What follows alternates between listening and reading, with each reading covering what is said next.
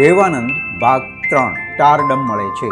છેક 1930ના દાયકામાં હિમાંશુ રોય દેવિકા રાણીએ સ્થાપેલી તથા તે કાળની દેશની નંબર 1 ગણાતી ફિલ્મ કંપની બોમ્બે ટોકીઝના નિર્માણવાળી જિદ્દી ફિલ્મ દેવાનંદને કેવી રીતે મળી એનો પણ એક રસપ્રદ કિસ્સો છે। એક દિવસ ચર્ચ ગેટ સ્ટેશને દોડીને એમણે લગભગ ચાલુ થઈ ગયેલી ટ્રેન પકડી અંદર ચડી એ દરવાજા પાસે ઊભા હતા। ત્યાં એમનું ધ્યાન ગયું ડબ્બામાં જાણીતા ઉર્દુ લેખક દિગ્દર્શક શાહિદ લતીફ અને એમના પત્ની જાણીતા લેખિકા ઇસ્મત ચુગતાઈ બેઠા હતા। દેવાનંદને પોતાની સામે બેઠેલા જોઈ બંને કાનાફૂસી કરીને પછી દેવ સાહેબને કહ્યું, બોમ્બે ટોકીઝ એક ફિલ્મ બનાવે છે, તું એમાં કામ કરીશ? દેવાનંદે કહ્યું, જરૂર। શાહિદ લતીફ એમને બીજે દિવસે બોમ્બે ટોકીઝ પહોંચી જવાનું કહ્યું। બીજા દિવસે મલાડ સ્ટેશને ઉતરી ત્યાંથી ઘોડાગાડીમાં બેસીને એ બોમ્બે ટોકીઝ પહોંચ્યા। શાહિદ લતીફ એમને સ્ટુડિયોની કેન્ટીનમાં લઈ ગયા। ચા પીતા પીતા એમણે કહ્યું, તું પહેલે માળે જા, ત્યાં કોઈ તારો ઇન્ટરવ્યુ લેશે। એ ઉપર ગયા તો એક મોટા ઓરડામાં જવાનું કહેવામાં આવ્યું। ઇન્ટરવ્યુ લેનાર બીજું કોઈ નહીં પણ બોમ્બે ટોકીઝ સાથે સંકળાયેલા અશોક કુમાર હતા। દેવાનંદ સ્તબ્ધ થઈ ગયા એમને જોઈને, કેમ કે મુંબઈ આવ્યા બાદ એમનું એકમાત્ર સપનું હતું કે એકવાર અશોક કુમારને મળવું, એમની સાથે આ રીતે મુલાકાત થશે એવું તો એમણે સપનામાંય કલ્પ્યું નહોતું। અશોક કુમારે ત્યાં એમનો ઇન્ટરવ્યુ લઈ જિદ્દી ફિલ્મ માટે કરારબદ્ધ કર્યા। ઇસ્મત ચુગતાઈની વાર્તા પરથી શાહિદ લતીફે ડિરેક્ટ કરેલી તથા દેવાનંદ કામીની કૌશલને ચમકાવતી જિદ્દી 1948માં સુપરહિટ થઈ। તે દિવસથી એમણે પાછું વાળીને જોયું નહીં।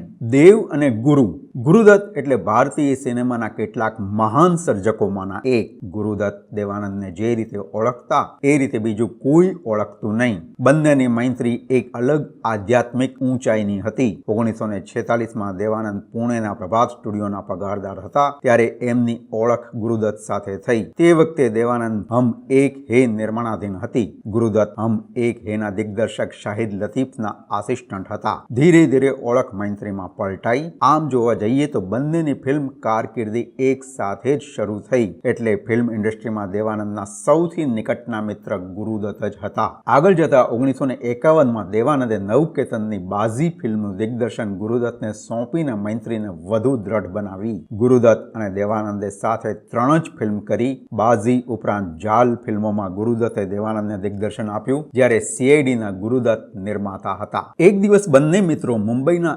એક્સેલ્સિયર થિયેટરમાં એક ઇટાલિયન ફિલ્મ બીટર રાઈસ જોવા ગયેલા। એ ફિલ્મ ગુરુદત્તને એટલી ગમી કે ઇન્ટરવલમાં જ એમણે દેવાનંદનો હાથ ઝાલતા કહ્યું કે હું આના પરથી ફિલ્મ બનાવવા માંગુ છું, તું એમાં કામ કરીશ? ત્યારે દેવાનંદે કહ્યું કે જરૂર, પણ મારી ભૂમિકા મુખ્ય હોય તો।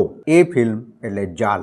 એ પછી ગુરુદત્તે પોતાની ફિલ્મ કંપની શરૂ કરી ત્યારે CID સાલ 1956 ફિલ્મમાં એમણે દેવાનંદને હીરો તરીકે લીધા। આ ફિલ્મનું દિગ્દર્શન જોકે રાજ ખોસલાએ સંભાળેલું। 1964ના ઓક્ટોબરમાં માત્ર 39 વર્ષની વયે ગુરુદત્તનું આકસ્મિક નિધન થયું। એના 3 દિવસ પહેલા બંને મિત્રો મળેલા। ગુરુદત્ત ત્યારે સાવ નખાઈ ગયેલા। એ પહેલાના ગુરુદત્ત નહોતા। દેવાનંદે એમને પાનો ચડાવતા હોય એમ કહેલું, તું સાલા એક મસ્ત સ્ક્રિપ્ટ લખ, આપણે સાથે મળીને એક ફિલ્મ બનાવીએ, ધમાલ કરી નાખીએ। You just write a great script. પણ ઈશ્વરને મંજૂર નહોતું। એમના અવસાનના સમાચાર સાંભળીને દેવાનંદ ત્યાં પહોંચનારી પહેલી વ્યક્તિ। દિવાનખંડમાં એમનો મૃતદેહ હતો। મોઢાનો રંગ ભૂરાશ પડતો હતો।